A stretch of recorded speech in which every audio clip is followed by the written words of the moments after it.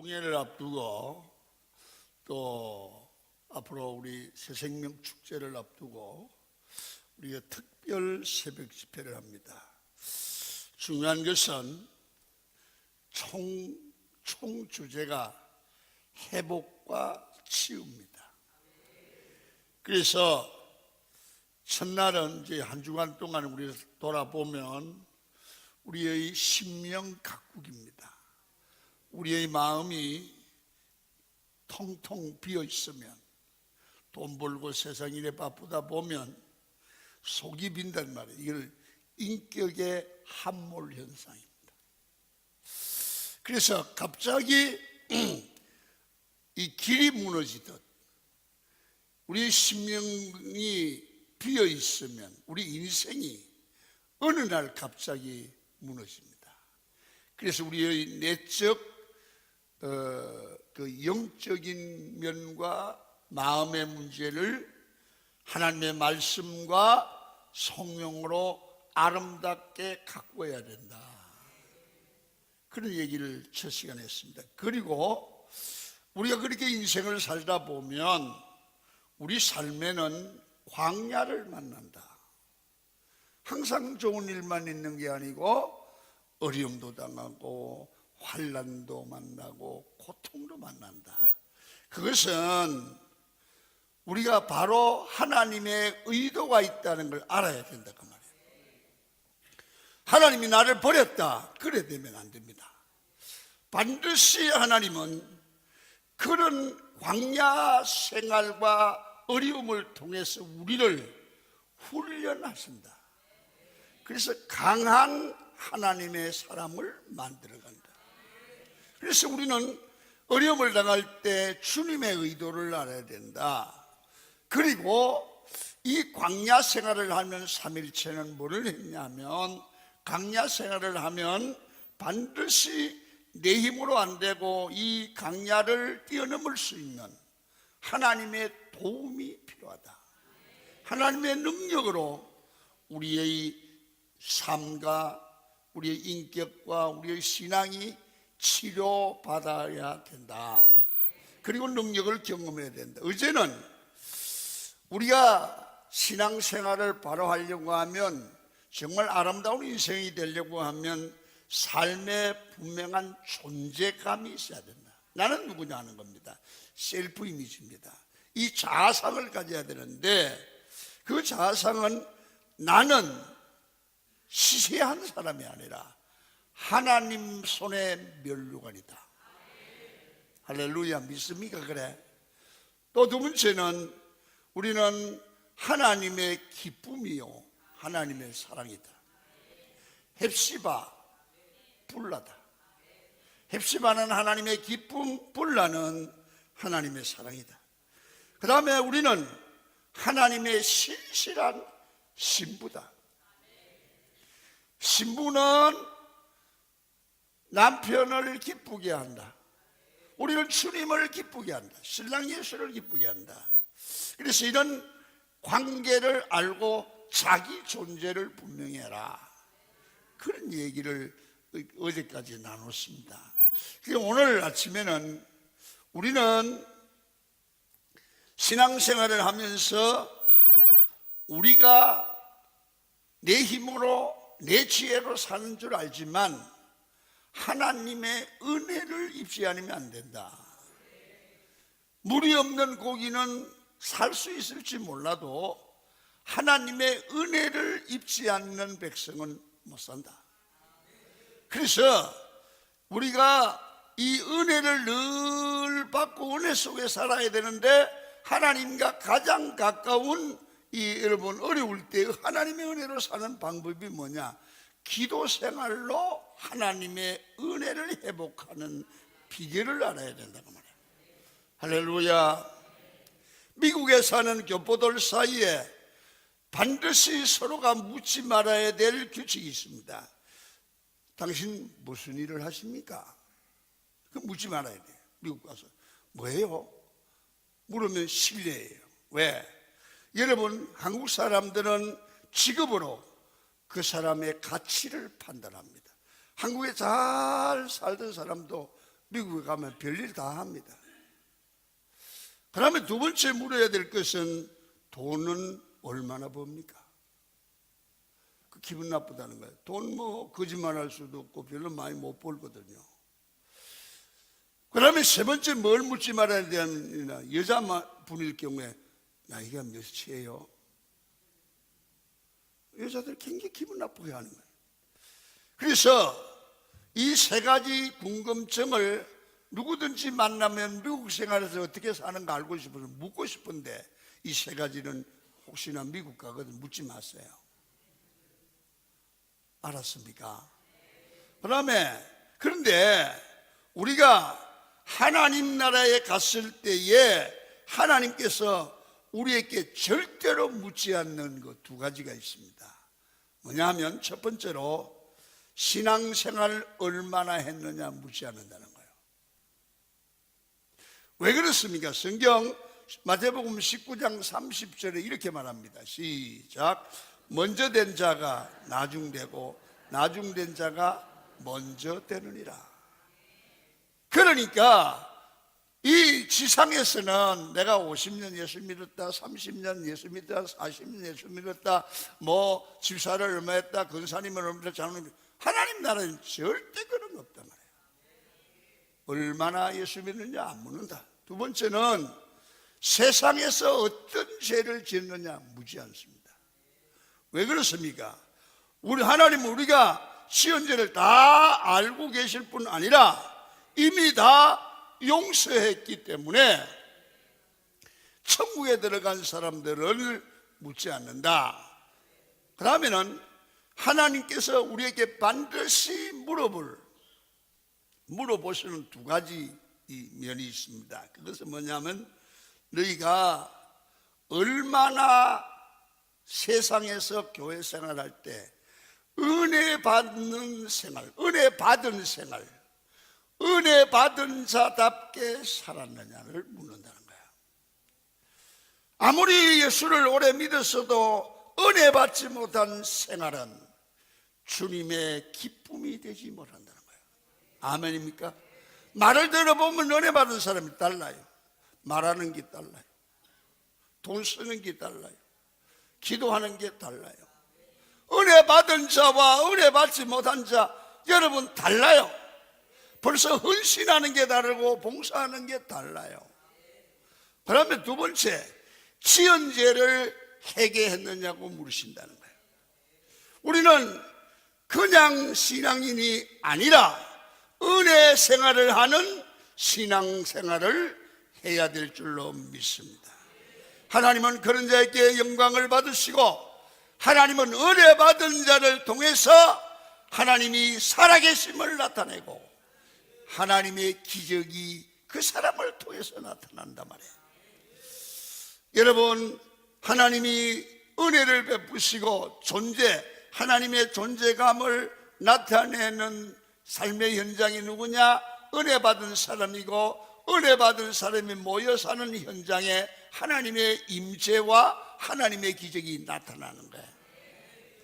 여러분, 중요한 것은 내가 이 땅에 살아가면서 신앙생활할 때에 어떤 교회를 다녔냐가 아니라 은혜 받은 자답게 살아서 세상에 빛이 되고 세상에 소금이 되는 삶을 살았느냐가 더 중요하다는 거예요.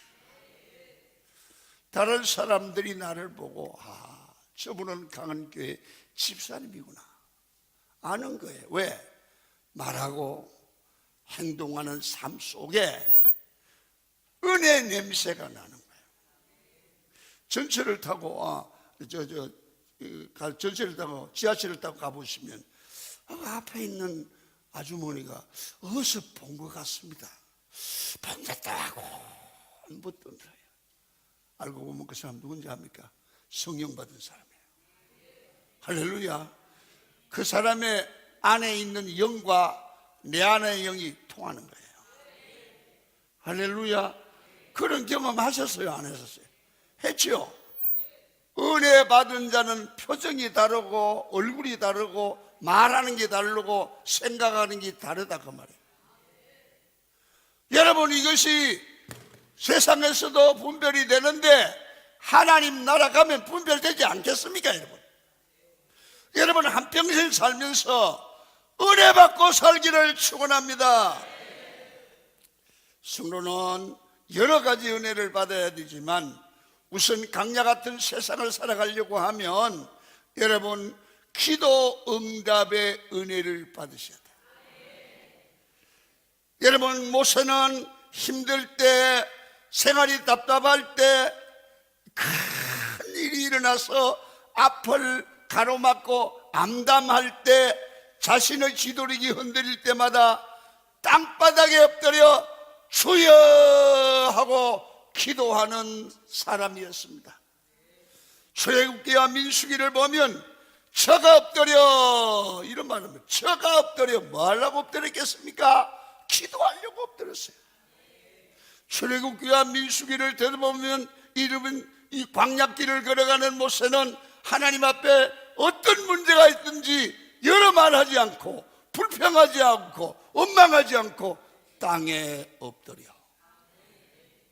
여러분, 그것은 어려움을 당했을 때 기도했다는 거예요.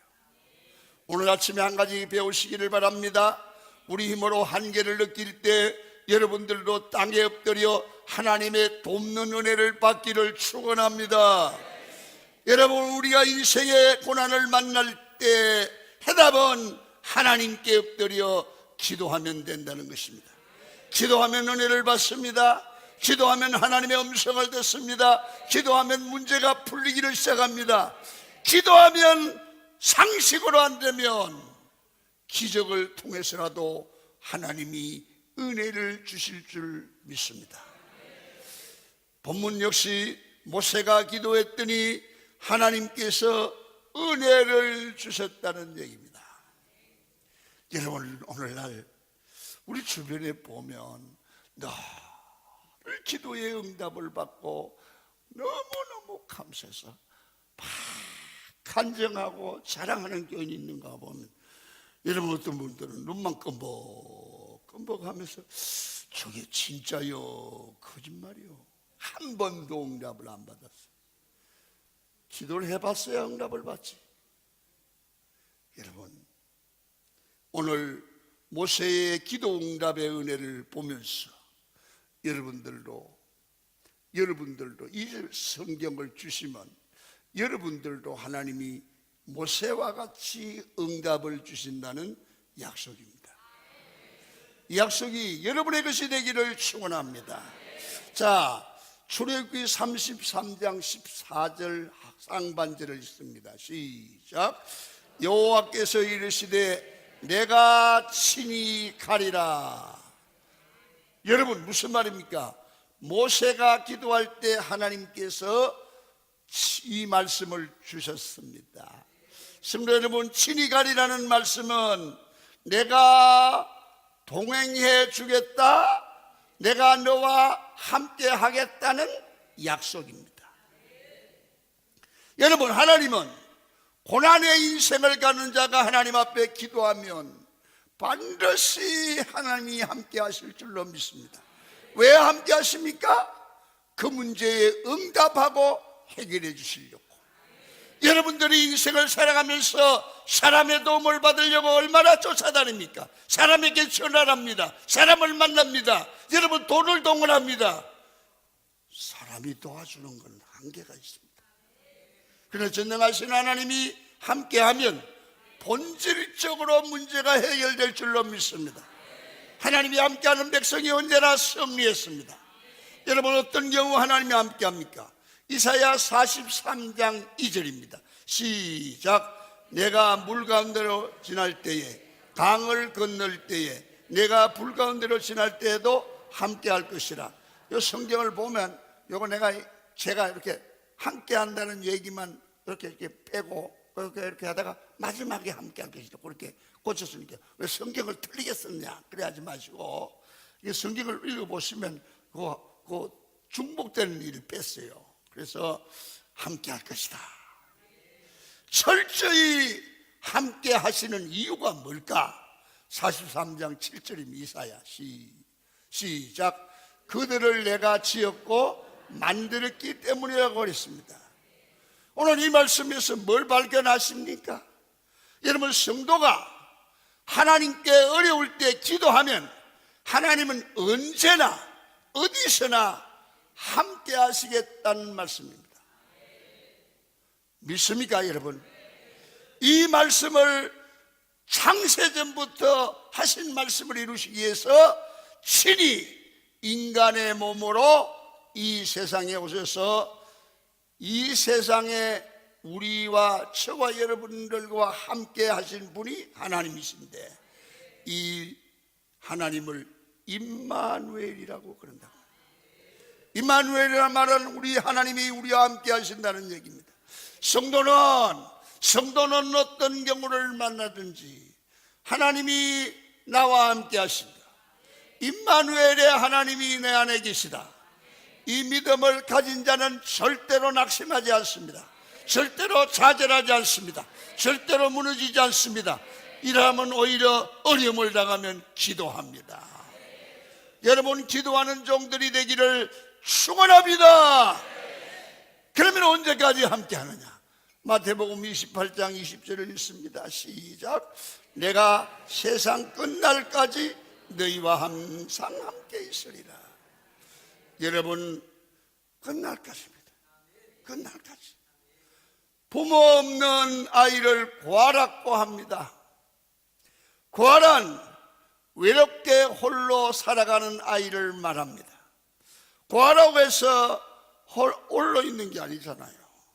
친구도 있고, 고아원 원장도 있고, 고아원 선생님도 있습니다. 그러나 낳아주시고 나를 진심으로 사랑해주는 부모가 곁에 없기 때문에 고아라고 합니다. 중요한 것은 부모가 있어야 된다 그 말이에요. 여러분, 전문가에 의하면 6.25 전쟁 때보다 요즘 고아가 더 많다고 합니다. 부모에게 버림받은 아이들이 그만큼 우리 사회에 많아졌다는 얘기입니다. 여러분, 영적으로도 고아가 있습니다. 하나님을 아버지라고 부르지 못하고 외로움 속에 빠져 무슨 일만 닿으면 절망하고 낙심하고 여러분 좌절하며 살아가는 영적 고아가 많이 있습니다. 교회 안에도 있습니다. 아이고, 어떡하면 좋냐고, 어떡하면 좋냐고. 여러분, 하나님이 내 아버지 되심을 믿으시면 아멘 하시길 바랍니다. 저의 육신의 부친은 세상을 떠나셨습니다. 그러나 목회를 하면서 저에게 제가 소리쳐 부를 수 있는 하나님 아버지가 계시기 때문에 늘 그분께 어려움만 있으면 주여 아버지 기도할 수 있어서 여러분 행복합니다. 성도 여러분, 여러분과 함께 계시고 여러분의 곁을 떠나지 아니하시는 하나님이 계심을 믿으시면 아멘 하시기를 바랍니다.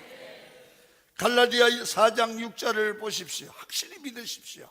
시작. 너희가 하나님의 아들이 되었기 때문에 하나님을 아빠, 아버지라고 부르게 하셨다. 믿습니까, 여러분? 하나님이 아버지입니다. 여러분, 아버지는 급할 때 부르는 게 아버지입니다. 엄마, 아빠. 하나님은 지금도 나의 아버지가 되셔서 나와 함께 하시고 동행하십니다. 인생의 가파른 언덕길을 만나도, 험한 가시길을 만나도, 경사진 내리막길도 만나도, 산에도 반에도 험한 산길에도 내 아버지가 인도자 되시는 사람은 언제나 승리할 줄 믿습니다. 그렇게 살기를 축원합니다. 그래서 나의 갈 길 다가도록 예수 인도하시니 주 안에 있는 나에게 딴 근심이 있어야. 여러분, 두 번째는 내가 너로 편안한 삶을 살게 하리라. 여러분, 오늘 33장 14절 후반절입니다. 시작. 여호와께서 내가 너를 쉬게 하리라. 이 말은 내가 너로 편안하게 하리라. 여러분, 요한복음 4장 27절을 이렇게 또 말씀합니다. 시작. 평안을 너희에게 끼치노니 곧 나의 평안을 너희에게 주노라. 내가 너희에게 주는 것은 세상이 주는 것 같지 아니하니라. 너희는 마음에 근심도 말고 두려워하지도 말라고 했습니다. 여러분, 빌립보 4장 4절은 또 이렇게 말씀합니다. 시작. 주 안에서 항상 기뻐하라. 내가 다시 말하노니 기뻐하라. 여러분, 기뻐할 일도 없이 그냥 기뻐할 수는 없지 않습니까? 누구나 웃고 손뼉을 치고 희낙낙하며 살고 싶습니다. 여러분, 이 세상에 찡그리고 울상을 짓고 한숨 쉬며 사는 걸 좋아하는 사람이 어디 있습니까? 여러분, 그런데 왜 성경은 항상 기뻐하라고 합니까? 여러분, 신앙의 사람들은 믿는 데가 있습니다. 항상 기뻐해야 될 이유가 뭡니까? 하나님이 나와 항상 함께 하신다는 거예요. 고난은 나를 훈련하고 성장시키는 동기라는 거예요. 무슨 일이 나도 예수 믿는 사람에게는 우연히 있는 게 아니고 반드시 하나님의 뜻이 있다는 거예요. 나를 하나님께서 성장시키고 하나님이 원하시는 사람으로 만들어가고 내 안에 잘못된 성품을 빼서 인격을 하나님의 형상을 닮은 자, 복받을 자로 만들어서 복을 주시는 가정이라는 거예요. 그래서 예수 믿는 사람은 하나님의 의도를 알기 때문에 항상 기뻐하라. 할렐루야. 항상 기뻐하라. 여러분, 요한복음 14장 27절과 빌립보 4장 4절을 한데 묶으면 우리 주님이 우리에게 평안을 주신다.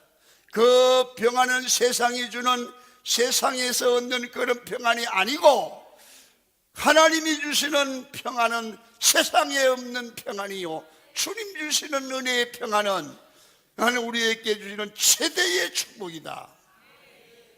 그러므로 무슨 일이 일어나든지 걱정하지 말고 염려하지 말고 근심하지 말고 주님께 기도하고 예수 안에 평강을 누리며 살아라. 그게 주님의 뜻이에요. 그렇게 사시겠습니까?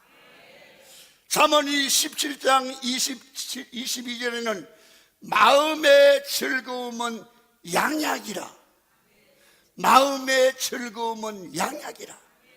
양약이란 약 중에 가장 좋은 약이라는 뜻입니다. 성도 여러분,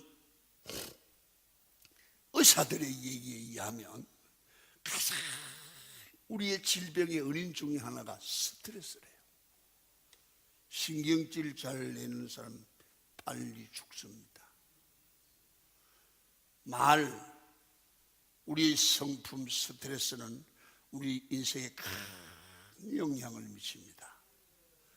여러분, 미국 아리조나주에 20년 동안 관절염으로 고생하던 데이비드 제이콥스라는 사람이 있었다는데요, 병원 치료, 물리치료, 건강요법 안 해본 게 없었습니다. 통증을 견딜 수 없을 때면 잠시나마 고통을 잊기 위해서 코미디 비디오를 보거나 유머로 된 책을 읽고 웃습니다. 이것만 보면 아픈 걸 잊어버리고 하하하하 막 웃어대는 거예요. 신기한 것은 실컷 웃고 정신없이 그것을 보고 나면 볼 때부터 통증이 없어지다가 끝나도 한참 후까지 안 아프다가 신경질 내면 또 아프기를 시작하는 거예요. 그 참 이상하다. 그래서 그는 웃기를 시작했어요. 아프기만 하면 비디오 프로를 보고 또 그 내용을 적어서 거다가 적어놨다가 아플려 하면 그거 피고 생각하고 또 웃는 거라. 그리고 계속 웃고 또 웃고 하니까 이상하게 웃음의 명약을 먹고 난 후에 통증이 사라지고 낫기를 시작했어요. 여러분, 얼마 후에 그는 관절염 환자가 200km 자전거 타기에 대해서 출전해서 온메달을 탔어요. 이것은 웃음이 약 중의 약이요 명약이라는 사실이 증명됩니다.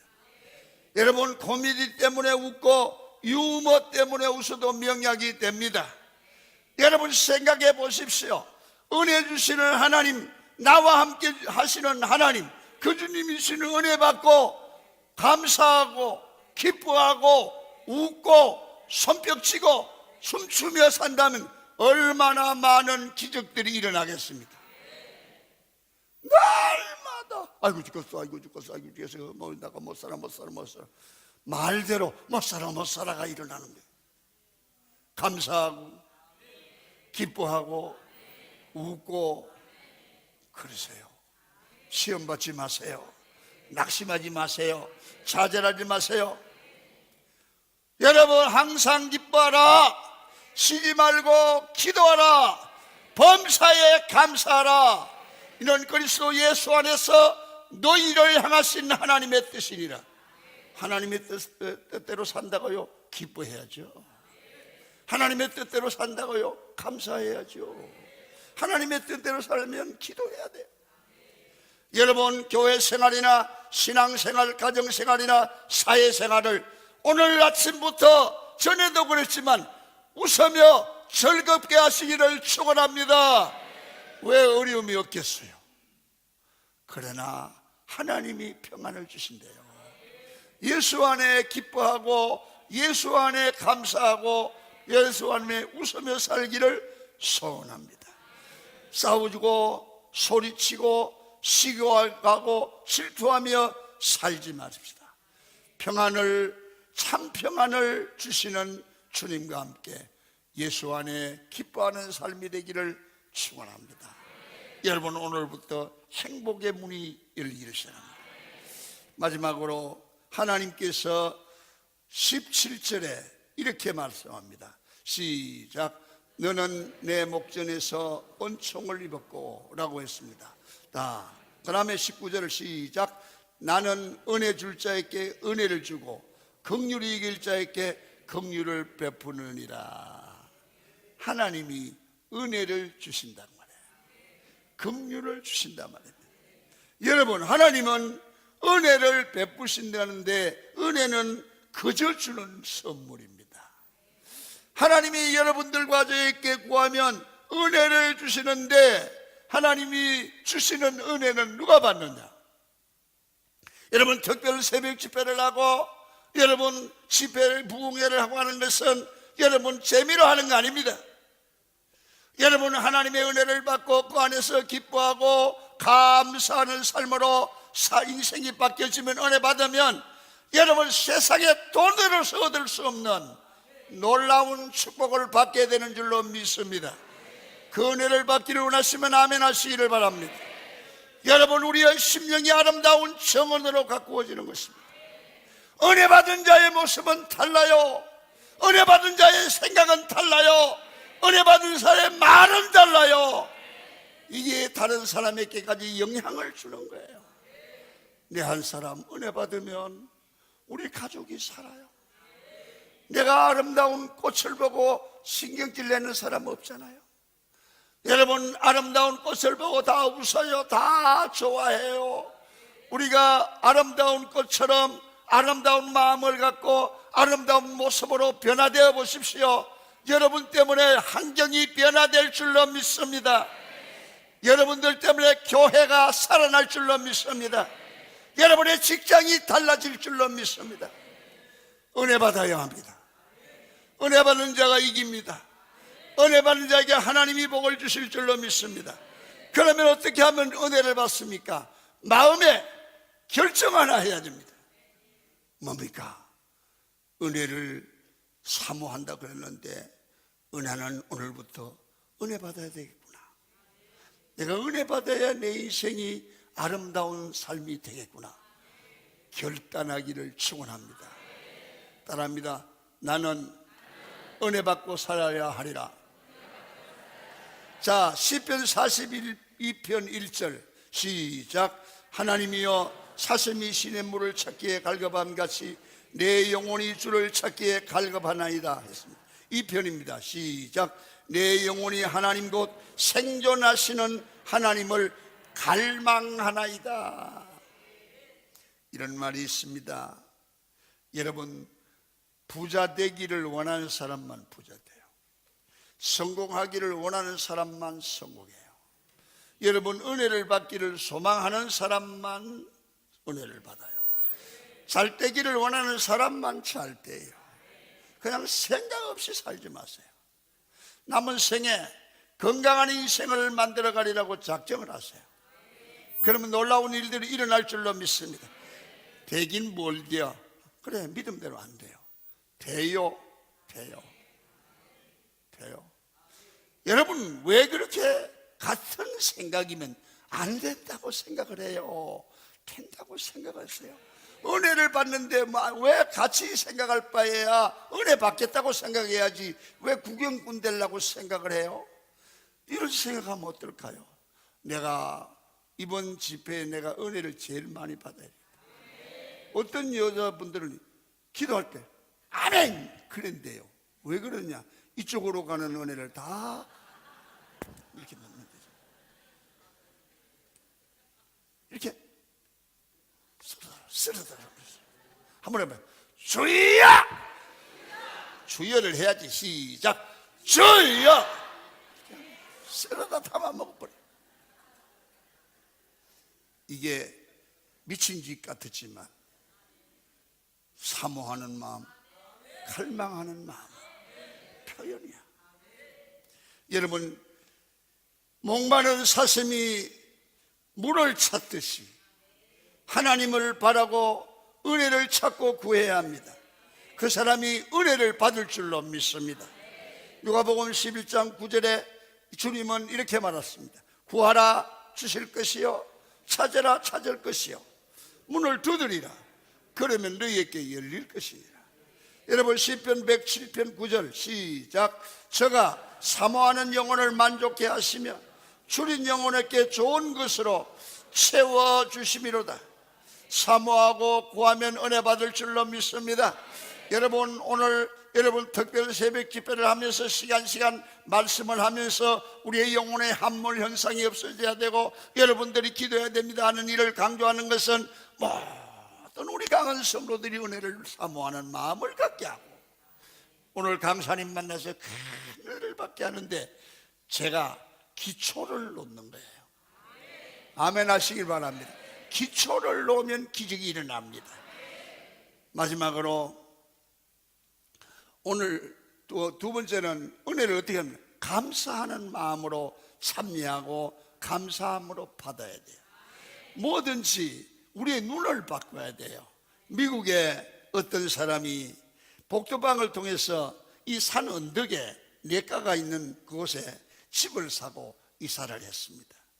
산 아래는 강이 흐르고 강 옆으로는 기차가 지나가는데 한 일주일에 하루에 아마 매일 4-5차례 기차가 이렇게 지나갑니다. 기차가 지날 때마다 사다리를 잘라 뚫어놓은 굴이 있어서 기적을 울리곤 했습니다. 처음에는 그 기적 소리가 기차 가는 소리가 물과 함께 걸려서 너무 아름답습니다. 그래서 야, 우리 집이 참 좋다, 한 폭의 그림과 같다, 그렇게 하고 살았는데 처음에는 그렇게 신기하던 게 갈수록 매일 보니까 별로입니다. 그래서 한 6개월쯤 사니까 강물 소리가, 강이 흐르는 물소리가 처음에는 참 음악 소리처럼 들리더니 이상하게 6개월쯤 지나니까 이게 짜증스러운 소리로 들려요. 그리고 기차 소리, 기적을 울릴 때마다 그게 정말 이 아름답더니 이제는 소음 공해로 들리는 거예요. 그래서 여러분, 낭만적이고 운치 있는 예술 장품 같은 자기 집이 듣기 싫다는 생각을 하면서부터 소음으로 들렸습니다. 여러분, 특히 밤이면 잠을 잘 수가 없습니다. 고민하다가 국가를 상대로 이 재판을 걸었습니다. 여러분, 철도청을 상대로 기차가 우리 집 앞을 지날 때는 기적을 울리지 말 것. 두 번째, 하천관리청을 상대로 강물 소리가 안 들리도록 담장을 쳐줄 것. 주정부를 상대로 철길을 다른 데로 옮겨서 깔아줄 것을 재판을 고소를 했습니다. 그래서 철도청, 하천관리청, 주정부 역시 법원에 이의를 제기하고 맞고소를 했습니다.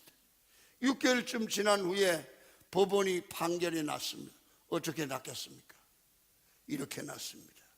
기아가 이사를 가시오. 그래서 쫓겨났습니다. 감사하고 살았으면 안 쫓겨날걸. 괜히 고소해가지고 지가 쫓겨났습니다. 여러분, 멋진 환경에서 그림을 본다고 생각하고 이런 환경을 주신 하나님께 감사하면서 여러분, 하나님 앞에 긍정적으로 믿음으로 살았다고 하면 자기 삶이 얼마나 행복해졌을까. 생각 하나 잘못하면서 쫓겨나는 인생이 됐어요. 성경은 오늘 이렇게 말합니다. 여러분 보세요. 하나님은 은혜 줄 자에게 은혜를 주신다. 할렐루야. 오늘 본문의 말씀 중에 관심을 기울여야 될 것은 은혜 줄 자에게 은혜를 준다. 복을 줄 자에게 복을 준다. 말을 바꾸면 뭐 하는 겁니까? 복 받을 짓을 하는 사람에게 복을 준다. 은혜 받을 짓을 하는 자에게 은혜를 준다. 여러분, 제가 한번 언제 그런 설교를 한번 했으면 좋겠어요. 복 받을 짓, 저주 받을 짓, 그런 대로 열매가 맺히는 거야. 오늘 성경이 그 말이에요. 은혜 줄 자에게 은혜를 준다. 여러분, 예수 그리스도는 온 세상 사람을 위하여 이 세상에 오셨고 십자가에 죽으셨습니다. 그러나 다 구원받은 게 아닙니다. 저를 믿는 자만 구원을 받습니다. 십자가에 달리신 예수님을 믿는 사람만 구원을 받고 영생을 얻고 천국에 되고 자녀가 되고 하나님의 백성이 되고 하나님의 축복을 받고 은혜를 받는 겁니다. 여러분, 구원받을 자에게 구원을 주시죠. 모세는 기도하는 것마다 응답받을 기도를 했기 때문에 은혜를 받고 응답을 받고 축복을 받았습니다.